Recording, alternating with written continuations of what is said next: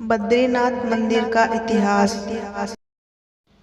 बद्रीनाथ मंदिर का इतिहास हमें बताता है कि भगवान नर नारायण का यह आश्रम प्राचीन काल से वैदिक संस्कृति का एक महत्वपूर्ण केंद्र रहा है। अपने सुंदर और समृद्ध परिवेश के कारण मध्य हिमालय के इस क्षेत्र को प्राचीन काल में बद्रिकाश्रम कहा जाता था। बद्रीनाथ को ब्रह्मांड के विभिन्न कालखंडों में अलग अलग नामों से पुकारा जाता रहा है। स्कंद पुराण के एक श्लोक में बद्रीनाथ का उल्लेख इस प्रकार है: कृते मुक्ति प्रदा प्रोक्ता त्रेतायाम योग सिद्धिदा विशाला द्वापरे प्रोक्ता कलौ बद्रिकाश्रमा। इस संस्कृत श्लोक का अर्थ है, भगवान नारायण के आश्रम को सतयुग में मुक्ति प्रदा, त्रेता में योग सिद्ध, द्वापर में विशाला और कलयुग में बद्रिकाश्रम या बद्रीनाथ या बद्री विशाल कहा जाता था। आज हम बद्रीनाथ मंदिर का इतिहास और बद्रीनाथ मंदिर के दर्शन की पूरी जानकारी बताने वाले हैं। 4 धाम तीर्थ यात्राओं में से एक बद्रीनाथ भगवान विष्णु को समर्पित पवित्र हिंदू मंदिर है। यह उत्तराखंड के चमोली जिले अलकनंदा नदी के पास गढ़वाल पहाड़ी ट्रैक पर स्थित है।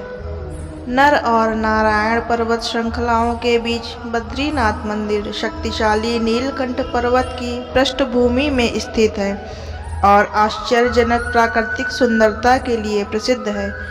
मंदिर में भगवान विष्णु की एक काले पत्थर की 1 मीटर लंबी मूर्ति है। 10,279 फीट की ऊंचाई पर स्थित बद्रीनाथ मंदिर को मूल रूप से संत आदि शंकराचार्य ने स्थापित किया था।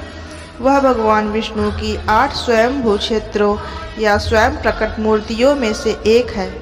उसका उल्लेख भारत में भगवान विष्णु को समर्पित 108 दिव्य अंशों में मिलता है। बद्रीनाथ मंदिर साल में नवंबर से अप्रैल तक 6 महीने के लिए बंद रहता है। अक्टूबर में मंदिर पूजा के लिए बंद कर दिया जाता है। बंद होने के दिन 6 महीने तक चलने के लिए अखंड ज्योति दीपक जलाया जाता है और बद्रीनाथ की छवि को ज्योतिर्मठ के नरसिंह मंदिर में स्थानांतरित कर दिया जाता है। आदि शंकराचार्य ने 9वीं शताब्दी में बद्रीनाथ को तीर्थ स्थल के रूप में स्थापित किया था। उन्होंने अलकनंदा नदी में बद्री नारायण की छवि की खोज की और तप्त कुंड गर्म झरनों के पास एक गुफा में स्थापित किया था। 16वीं शताब्दी में गढ़वाल के राजा ने मूर्ति को वर्तमान मंदिर में स्थानांतरित कर दिया था। समय समय हिमस्खलन के कारण मंदिर में कई बड़े जीर्णोद्धार हुए हैं। 17वीं शताब्दी में गढ़वाल के राजाओं ने मंदिर का विस्तार किया था। 1803 के हिमालयी भूकंप में महत्वपूर्ण क्षति के बाद जयपुर के राजा ने उसका पुनर्निर्माण करवाया था। बद्रीनाथ धाम कैसे पहुँचे? यहाँ बहुत दूर दूर से सभी जगह से श्रद्धालु दर्शन करने आते हैं। यहाँ पर भारत के ही नहीं बल्कि बाहर से भी विदेशी लोग दर्शन करने के लिए आते हैं। बद्रीनाथ आने के लिए सबसे पहले हरिद्वार आना होता है, क्योंकि हरिद्वार सभी मुख्य परिवहनों के मार्ग से जुड़ा हुआ है। या फिर आप योग नगरी ऋषिकेश में भी आ सकते हैं। हरिद्वार से बद्रीनाथ की यात्रा 316 किलोमीटर के आसपास का है और योग नगरी ऋषिकेश से बद्रीनाथ के लिए 290 किलोमीटर का रास्ता है। इसके अलावा अगर आप हवाई जहाज़ से यात्रा करना चाहते हैं तो इसके लिए आपको आना होगा देहरादून के एयरपोर्ट में। देहरादून एयरपोर्ट पहुंचने के बाद रास्ते का सफ़र ही करना होगा। सबसे सस्ता और अच्छा तरीका बस से है। हरिद्वार से बहुत सारी बस बद्रीनाथ के लिए चलती हैं। जब आप हरिद्वार रेलवे स्टेशन पहुंचते हैं तो रेलवे स्टेशन के बाहर ही बहुत सारे टिकट एजेंसी बनी हुई है, जहां से आप अपना हरिद्वार से बद्रीनाथ के लिए टिकट ले सकते हैं। और इसके अलावा आप हरिद्वार बस स्टेशन भी जाकर बस का टिकट ले सकते हैं। सरकारी बस से बद्रीनाथ का किराया 550 से 600 रुपये तक का है। बद्रीनाथ के लिए शाम को कोई भी बस नहीं मिलती है, क्योंकि बद्रीनाथ का रास्ता बहुत ही खतरनाक है।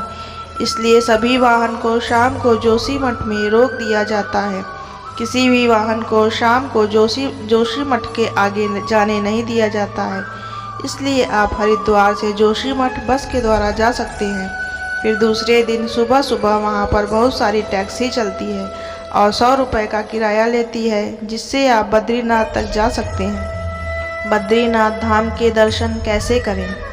बस स्टॉप से उतरने पर मात्र 500 मीटर की दूरी पर बद्रीनाथ का मंदिर बना हुआ है। मंदिर परिसर में ही जलकुंड बना है, आप चाहें तो वहां पर स्नान कर सकते हैं।